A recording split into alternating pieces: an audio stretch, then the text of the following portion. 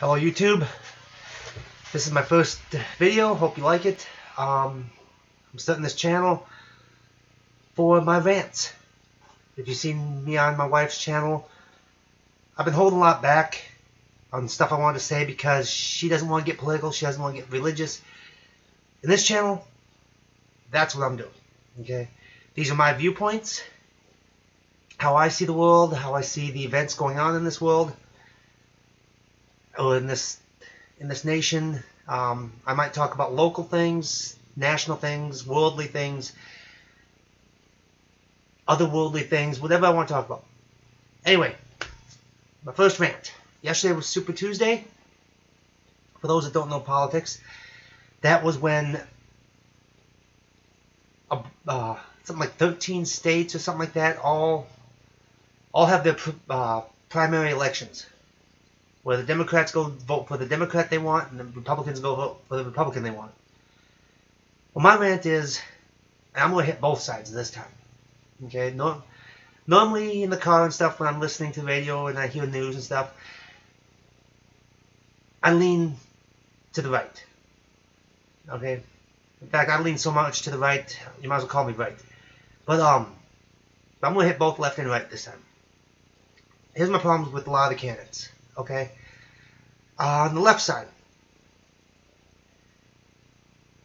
Hillary, had that been anybody else in a government position that used a private email for sensitive material, didn't even have to be classified, just sensitive, would have been thrown in jail. I was in the military for 20 years. Had I sent one of the emails that the government has labeled classified in Hillary's emails, had I sent one, I'd be sitting in Leavenworth instead of my house. Leavenworth, if people don't know, is where it's a federal prison. Hillary also has a problem with the younger generation females. She thinks that because she's a female, that females are going to vote for female. Back when I was younger, maybe that would be true, but not today. Especially not when the younger generation would view this older woman as, let's point blank, stupid for staying with Bill. I know a lot of women that say, if my man cheats on me once, his stuff's going to be thrown out of the house and he's never allowed back in. I'm changing the locks, he's out. Some even say their man's going to the grave. He cheats on me. But here this woman is standing by her man on countless indiscretions. And she wonders why the younger generation doesn't like her. That said, the Democrat Party, a little bit wider, Democrat Party, they try to say that they are for the minorities. Well, the two candidates that they have up are both old white people. I don't see no blacks, Hispanics. Yeah, you have a man and woman, but they're both old white people.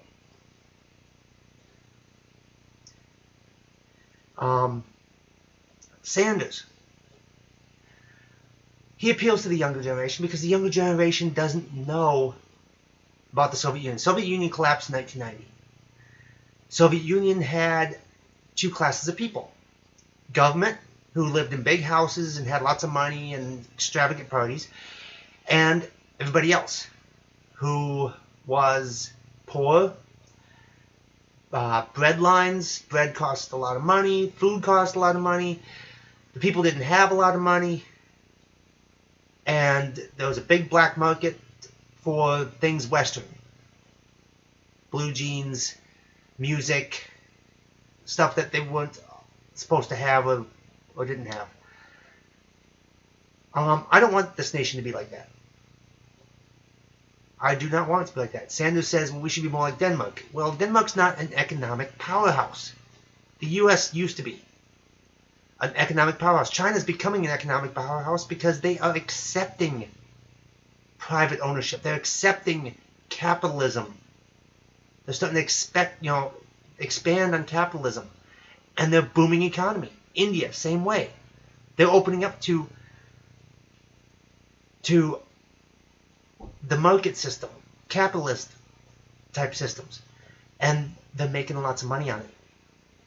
Their standard of living is climbing really fast. Ours is going backwards. And if we put a socialist in the White House, I know the White House doesn't do anything as far as supposed to create laws, but they do executive orders. And I don't want this country to be steered in the wrong direction any farther. Now my rant about the right side. Trump.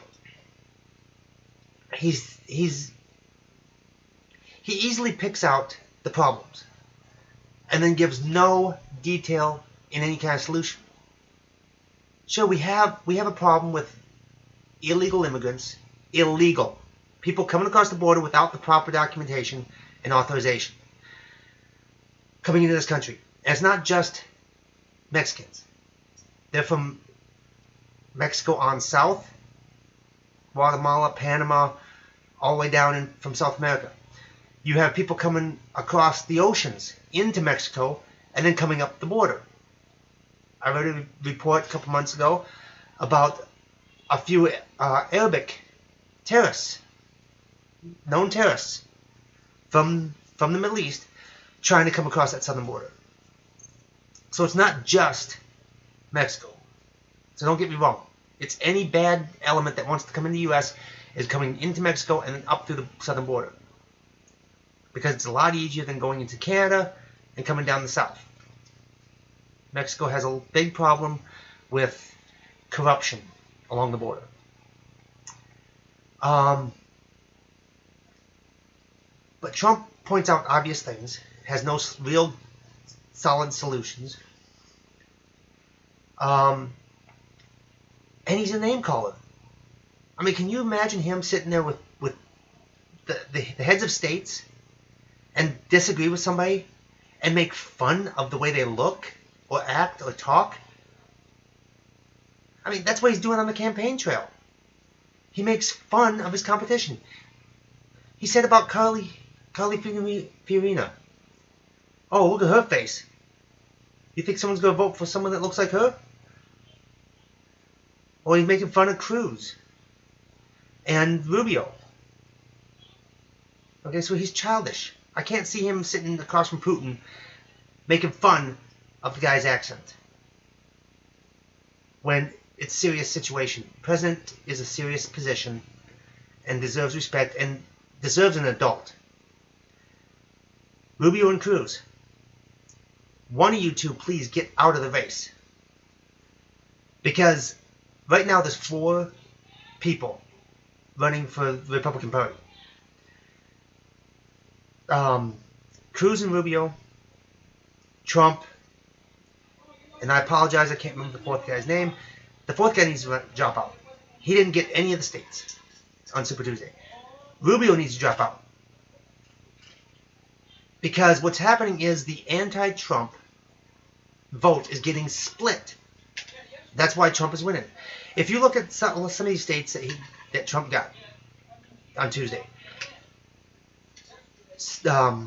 Marco Rubio and Ted Cruz together beat Trump.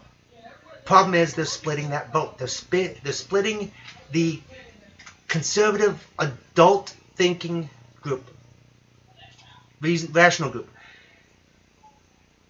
So that's the problem. Okay, Rubio, you got Minnesota.